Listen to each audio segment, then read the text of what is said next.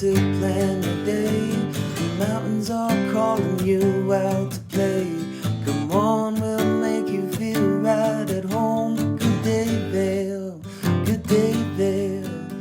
Let's see what lies in store for you. There's so many things to see and do.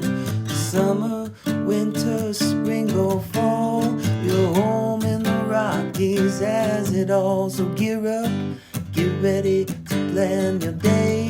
The ideas are brewing, you're on your way. The fun is waiting outside your door. Good day, Vail. Good day, Vail. Hi, and welcome to Good Day Vail, a program dedicated to help you live your best life in the Vail Valley. My name is Cece Zach, and I am a transplant from the Northeast, and I hope you don't hold that against me because I am the host of this show. And this show, Good Day Vail, was developed with you in mind, helping you live your best life by learning from locals on how they thrive in the mountains.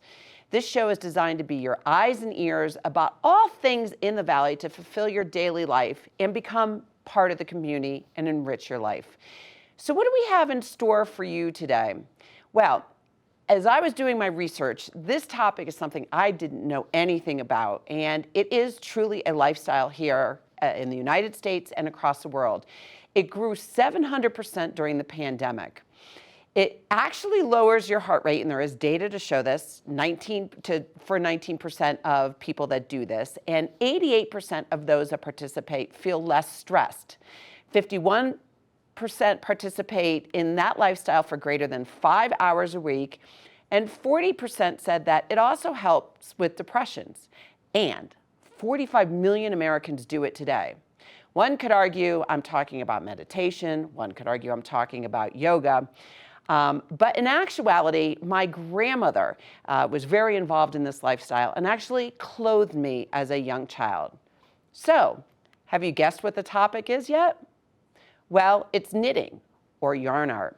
And we are blessed today to have Liza Alrick, who's the co-owner of Maker and Stitch in Edwards, as well as Dr. Chris Vaughan, a psychotherapist, as well as knitter extraordinaire.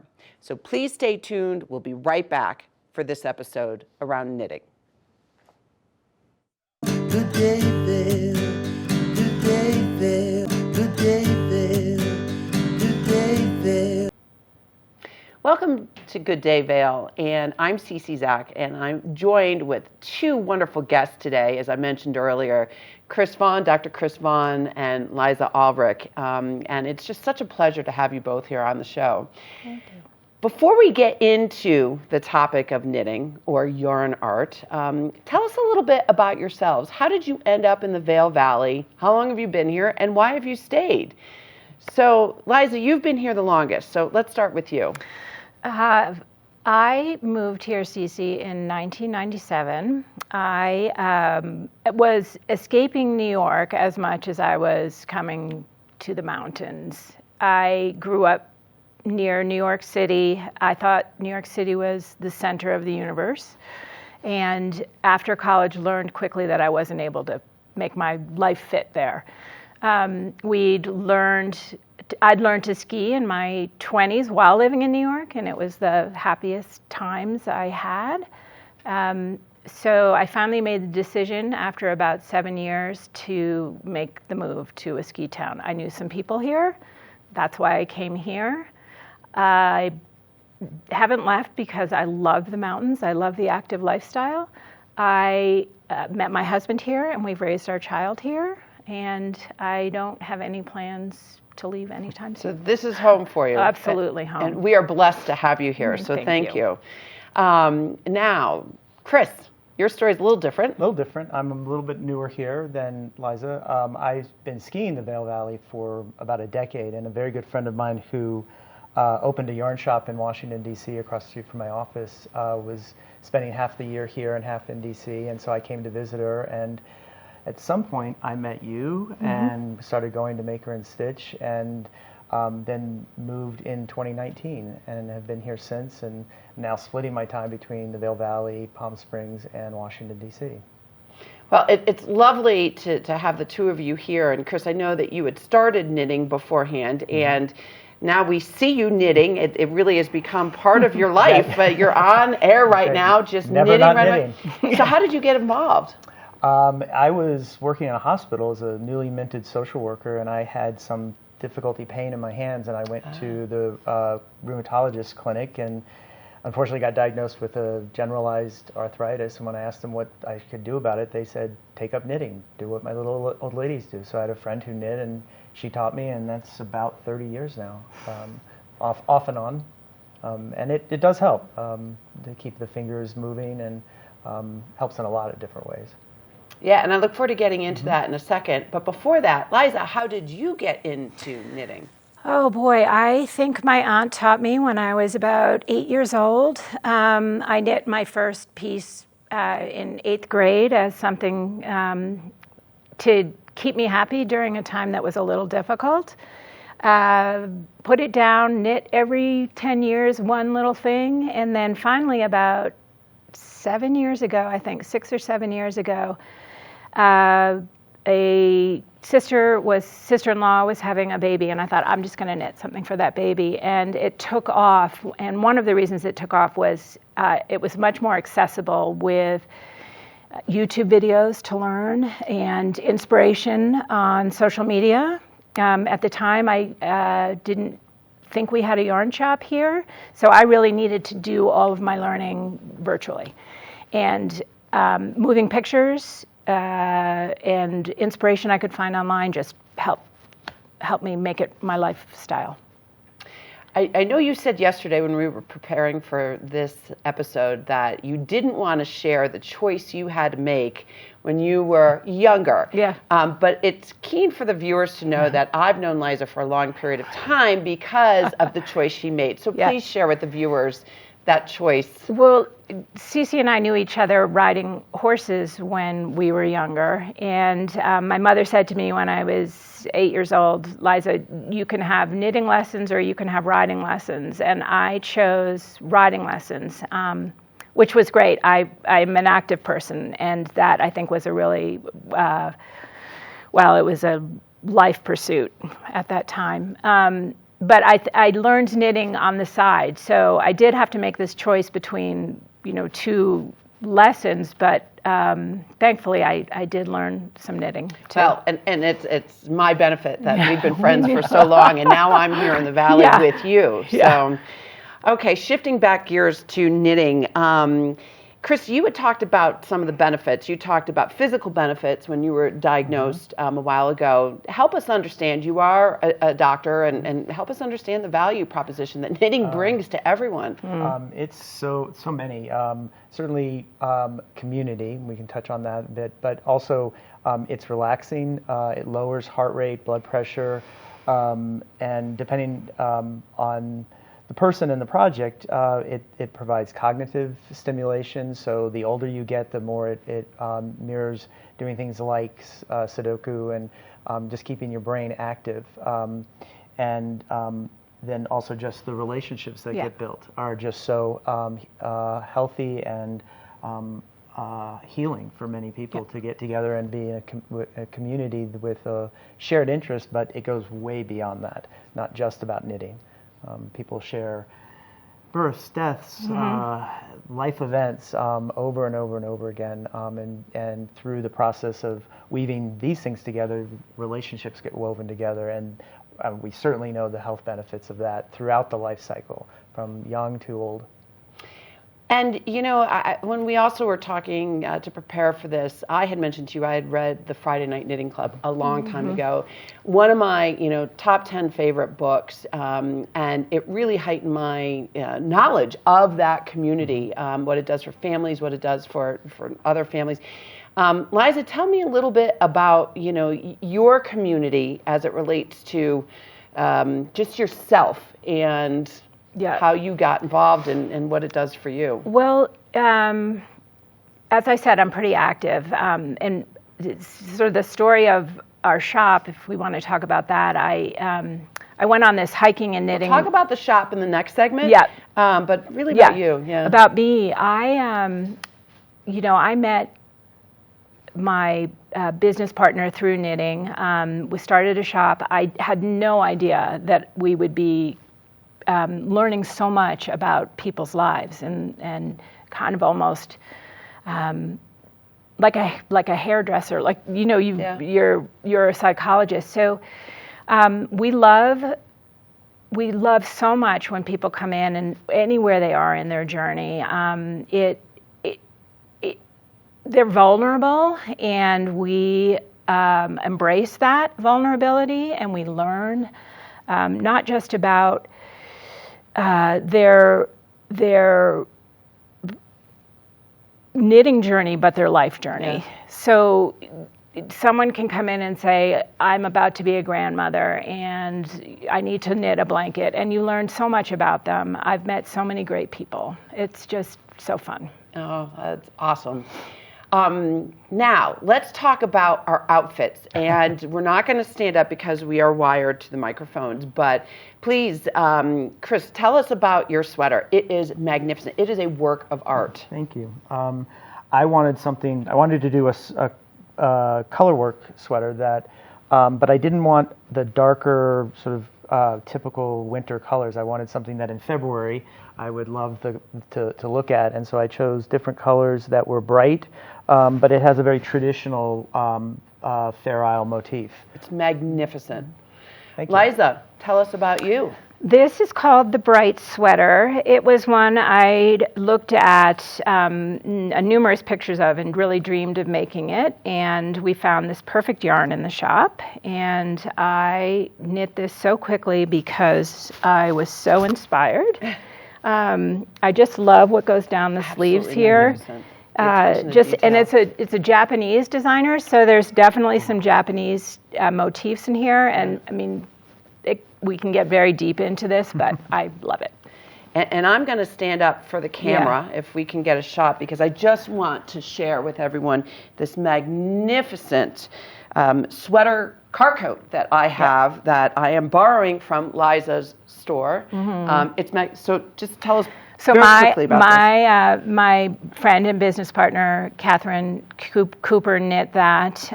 It's a shibui knit, so it's a Japanese yarn, a pattern. They're very classic designs, and it looks amazing on you. Oh, well, thank you. So stay tuned. We're going to take a quick station break, because I think after this episode, I'll be taking up knitting so I can make this car coat for myself in 5 different colors. We'll be right back. Good day, Vail. Good day, Vail. Good day, Vail. Good day, Vail. Welcome back to Good Day Vail. My name is Cece Zach, and I am delighted to have Chris and Liza here to continue on our discussion around knitting. One of the things that I learned from the both of you is that there is terms that I just had never heard about before. One being fiber art and the other being yarn art. Can you just talk a little bit about the differences between those two, or? Yeah, so fiber art is all-encompassing. It's like painting, only we're using fibers. So it can be embroidery, knitting, crocheting, weaving, quilting, anything that you do to create with a fiber is fiber art. Yarn art would be making something with yarn. So knitting, crochet, it kind of narrows it down a little bit. And we in the shop are yarn art. Love that. So Chris, thank you again for demonstrating throughout the episode. This is just fantastic. Tell us a little bit about your community as it relates to knitting. In terms of like who is in your community? I know you work with Maker and Stitch quite a bit with Liza and Catherine. Yeah. Are there other groups? Just tell us about the workshop and what it brings to you.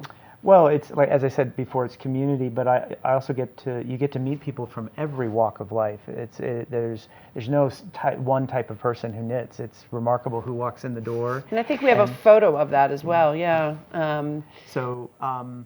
And Liza, you can talk about what that was. It was a very interesting evening. We had a young woman at one of the local schools do a senior project about the therapeutic benefits of knitting. And this was one of her study nights, actually. We invited a number of different people, and she wanted to see how people got along, and she actually sort of counted the number of times her young friends used the telephone or their phones during this visit. She said it was amazing. They barely looked at them. Oh, that's wonderful. I mean, and that's when I was doing my research for the show. You know, I heard through statistics that knitting is the most calming and relaxing hobby or lifestyle that's out there. Well, and it also, you produce something with it. You feel productive and useful, and not everybody is goal focused, but when at the end of the day you have something that you can wear or a wonderful gift for someone, and you've had a shared experience in creating it. I recently did a blanket that people all over the country, it's gone back and forth, and everyone knows this blanket, and Palm Springs, DC here, and it was a wedding present for two friends of mine who just got married, and everyone was asking me, how are you doing on the blanket? And people were genuinely interested and celebratory when I finished it.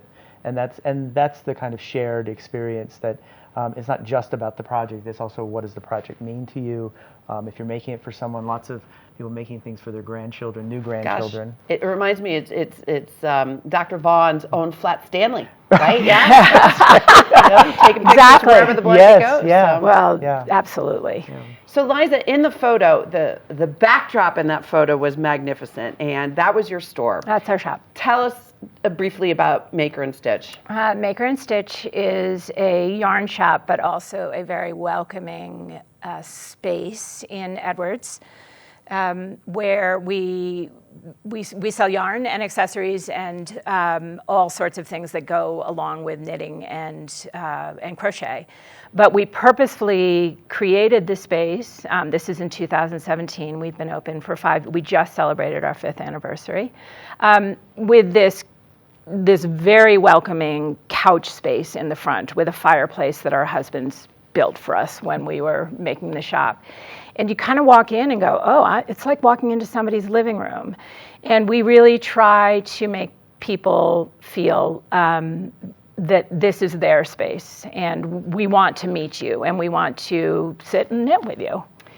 And that being said, I am assuming that you also are able to kind of tailor to the beginner or the non-existent knitter such as myself, who will be coming into the store shortly, to someone very tenured like Chris. Yes. So help me just briefly understand what you have to offer within the store. We offer classes. We offer beginner knitter classes, or something like Fix Your Mistakes, which is something an advanced beginner would do. Or we'll have someone come in and teach something more advanced.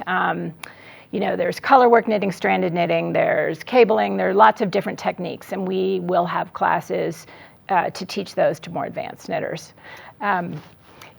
So you mentioned Fix Your Mistakes. Okay. Dr. Chris Vaughan, tell me about that, because I just find it fascinating what you taught me. It's, it's one of the few things we can do in life where you can make a mistake and it can be relatively easily fixed, or you can decide not to, depending on what it is. And becomes a design element. Exactly, as we say, a design element.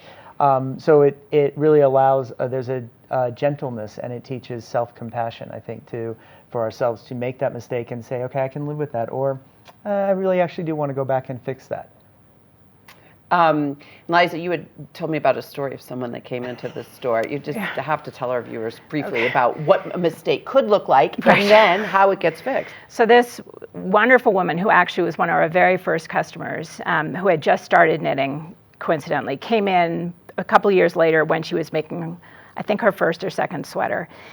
And literally one of the armholes was coming out the center of the front, and the other was here. And she had invested so much in this sweater that she said, I'm not going to fix it. I'm just going to wear it this way. I said, you cannot do that. You cannot wear this. I mean, literally coming out here. So I said, I will take it from you. I will rip it back, and I will help you fix it. And now she loves it. In fact, I have a picture of it on our Instagram. It looks beautiful on her. It's amazing. Yeah. That's my type of coach. Yeah. So thank you for letting me know that. Yeah. Now, can the two of you briefly share us what your biggest, best accomplishment is? I would say the shop, but Yeah, I love that. I've knit some things I'm really happy about. You know, I have learned so much over these 5 years. I look back and realize how little I knew when we opened the shop. And so let's see, knitting, like accomplishments knitting too? Well, yes, whatever, just top of mind. Top of mind, I've designed some patterns, which I'm really excited about. Chris is knitting one of them now, and this is another one that I designed, a little hat, beautiful. Which actually looks pretty good on everybody, even me. Oh my gosh. Yeah, and you put a little palm on top, and it was inspired by a hat that was in the Gorsuch catalog, actually. There you go. Yeah, so those are my things that I love. Chris, what about you? The blanket, obviously. The blanket's an heirloom. I did not intend to I didn't set out for that, but it ended up being much more than I had thought it would be. And this sweater was the first time I had, well, actually, this is the first time I had steeked, which you actually cut your knitting. Very scary stuff. Yeah, which I did on an airplane. And wow, yeah, which I decided to do it there. But this is a small yarn, and so it requires smaller needles. It's magnificent. It truly is a work of art. Thank you. Liza, one thing that we talked about that I love is that you have retreats out of the store as well. Yep. Maybe we can show the photo of a retreat, but if you can just briefly say that you help others find fabulous places to actually go and knit outside of the store. We do, and that was very much part of our business plan. My having done that in Iceland and Catherine having done that after I did in Iceland, and she came back and said, let's do this. Our favorite retreat is one we take up to the Shrine Pass Inn, the 10th Mountain Division huts, and they're active. They're hiking and knitting. Not all retreats are active, but we like to combine the two because it's so beautiful here. Next year we have 2 retreats. One goes up to the 10th Mountain, and the other will go outside of Dotsero to a ranch. Fabulous. Okay. Can you give me a very brief summary of what you've got here, 10 seconds or less, as it relates to props to help people? Let's just start with the basics. These are what we would teach you on to start. These knitting needles, knitting needles and a ball of yarn. Beautiful yarn. So that's sort of what we'd start with. This is our very basic yarn. This is one of our more fancy dancy yarns, but you can knit with this alone, you can knit with this alone, and I've put them together, and that's what they look like when they're knit together into a hat. So started with that. It feels good. It feels good. This is a colorwork hat that I love, and this is a cowl that is great because it looks really complicated and it's really super easy to knit. It's you just slip stitches, and then you could do this relatively quickly after learning how to knit. But it creates a beautiful. And this cowl, there are thousands of them out there. Thousands, and every single one is different. So you could run into someone and be like, "Hey, same cowl. What'd you do?" Now it becomes a talking. That happened to me at Rocky Mountain Taco. I saw someone wearing something like this. I said, "That's a shift, isn't it?" And her sister had made it for her. Well, to the two of you, thank you so much for your time and your skill in educating me on something I didn't know anything about. And I will definitely be in the store. And please be patient with me. You're both. I'm always so patient. Thank you for joining us at Good Day Vail today. And stay tuned for another episode soon on how you can thrive in the mountains. I am Cece Zach, and have a great day. Good day.